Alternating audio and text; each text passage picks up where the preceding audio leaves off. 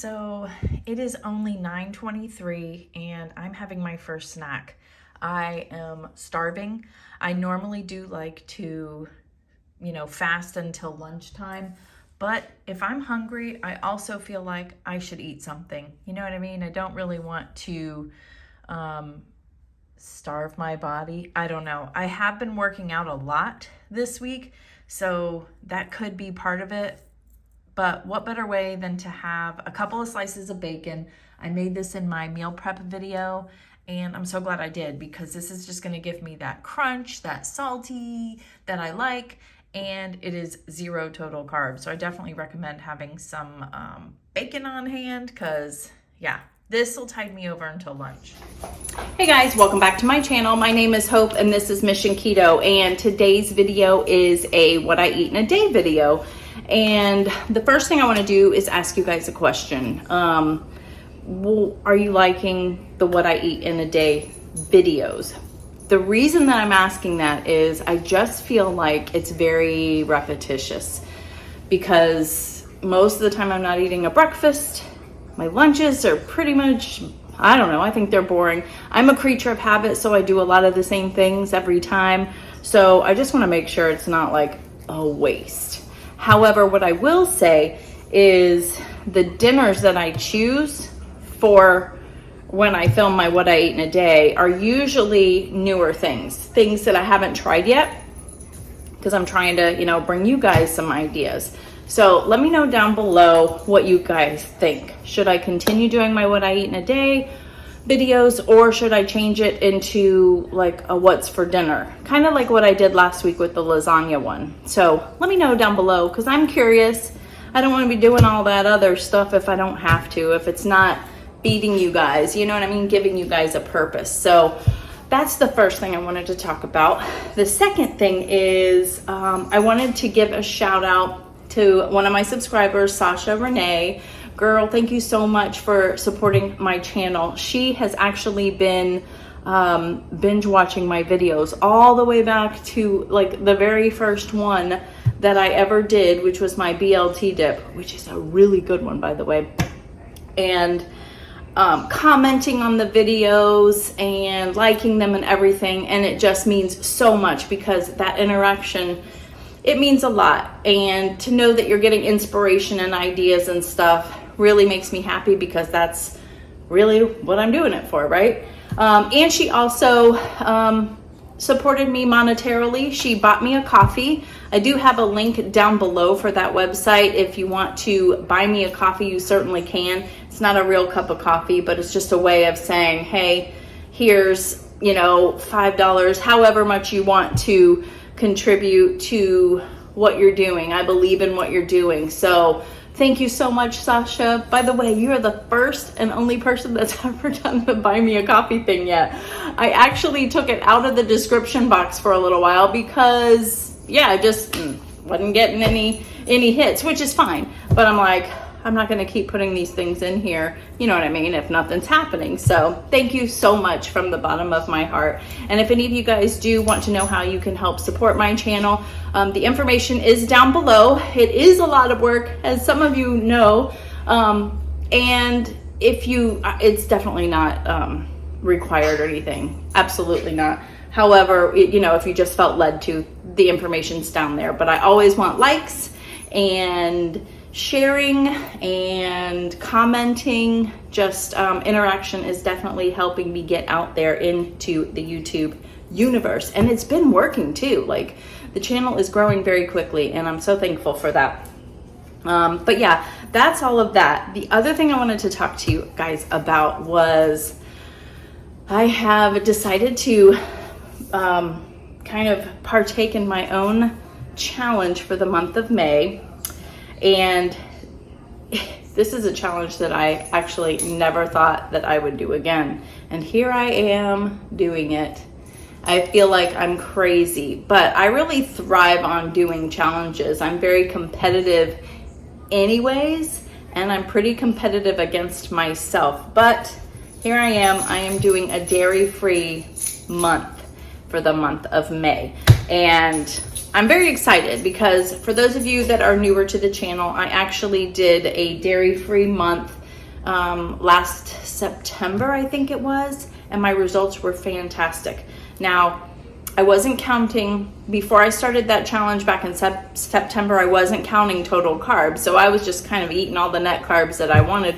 And so the results were fantastic. I think this time it might not be that huge, but I'm here for it and I'm willing to try. Last time it was, I think I lost 14.6 pounds and 7.75 inches all over. So it was very successful, very successful. I will put the playlist for that down below so you can kind of check it out. I've got, give you ideas, maybe get motivated to do some kind of challenge like that as well. I swore I would never do a no dairy challenge again because I really love cheese. But I don't know, something's kind of been pushing me towards that. I'm still losing weight, but I just want to get pushed even further. I want to, like, I don't know, jump start it again and see where we go. I did already get a new cookbook. This came yesterday. It is Dairy-Free Keto by Kendra Hawley. I've heard some great things about this cookbook. I'll have it linked down below. So I'm excited to try it. Plus, I also have my 30-day ketogenic cleanse cookbook, which is all dairy-free as well.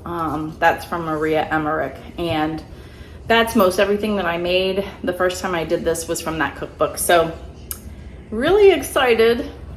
I mean, I'm excited about the results that I'm gonna have. I'm not necessarily excited about not having cheese and not having butter and things like that. But there are ways around that, and I think I can handle it for 31 days. So if you are interested in doing that with me, let me know. Definitely go check out that playlist so you can kind of see some of the things that I ate during that month, and it might get you motivated. It was actually a really good month for food. I made some great things. By the end of it, I was ready to be done though. So, which I'm pretty sure that's what'll happen this time too. But yeah, so today's video is what I eat in a day. Yeah, you'll see everything. I think you already saw that I did not fast until noon today. I had a couple of pieces of bacon because I was just hungry. I needed something to snack on, and I've always felt that if you're hungry, you need to eat. So I did. And bacon is 0 carbs, so I'm okay with it. Don't ever beat yourself up for doing stuff like that. You know, if you're hungry, eat. You know what I mean? Or have some water. Try that first. I didn't try that because I really wanted some bacon. But yeah, so that is everything. I'm gonna warm up my lunch now and eat that. It is the, what do you call it? What is it called? The Reuben sandwich casserole that I made in my meal prep video. Oh my gosh, I have been loving that for lunch this week. It has been very satisfying and very filling. And here I am still rambling. I'm looking and it's been 7 minutes. So I'm sorry. Let's get into it. All right, so I'm getting ready to warm up my lunch. It's the Reuben sandwich casserole. As I told you guys, if I have extra Swiss cheese, I usually add it on top. That was my last piece. And yeah, I warm it up like 2 minutes because I like my food super hot. But yeah, that's what it looks like after. Oh my gosh, it is so delicious. I recommend you making that. The recipe is in my meal plan description box from last Sunday. All right, guys, welcome back. We are getting ready to make dinner, and we are making the viral TikTok pasta. I made it once before. I made a TikTok out of it, and it was delicious, but I made it with shirataki noodles. So you can use any pasta replacement that you want, but my daughter Jordan said that doing it with the spaghetti squash is delicious. So that's what we're making today. We've got spaghetti squash. We've got some seasoning. You could put whatever seasonings you want. Got some Italian seasoning. I've got 2 containers of grape tomatoes. And then we got the crumbled feta cheese because we couldn't find the block where we were at, but this works just fine. It's all gonna mix together at the end. Anyways, you want to make sure you get some olive oil or avocado oil. And then of course you need the spaghetti squash. So the great thing about this is they both cook at the same temperature and about the same time. 400 degrees for 40 to 45 minutes. So we're just gonna get this going. I'm going to like speed it up a little bit. I'm gonna cut this in half, put a little seasoned salt and pepper on it with some olive oil. Then you're gonna put it face down. We're gonna cook it in the oven. Then we're basically gonna put the feta cheese down and all the grapes around it, or grape tomatoes around it, seasonings, olive oil, stick it in the oven. So let's get to make this because I'm hungry. All right, so yeah, you put the feta down. I had to wash my tomatoes. I didn't do that. Put those down, season them up, put some olive oil in there, and then make sure you clean out your spaghetti squash too. I didn't say that when I was talking about it, but very simple. All right, so this is out of the oven, and basically a good rule of thumb to know if your spaghetti squash is cooked is if it's really soft. This actually took way less time, and look, it's super soft. So we're just gonna get a fork, and you're going to basically scrape. I'll try to do this. See how easily that's coming apart? You're just gonna make the little noodles like that. This actually makes quite a bit. So I will do that. I'm gonna let it cool off a little bit first, but then you've got your tomatoes with the feta and the olive oil and everything. And basically you're just going to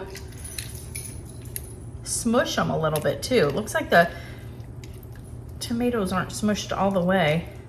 Jordan, should they cook a little bit more? Because they're not all the way smushy. Or does it matter to you? It doesn't matter to me, but if you want, like, these probably look the best. Yeah, not all of them are like that. No.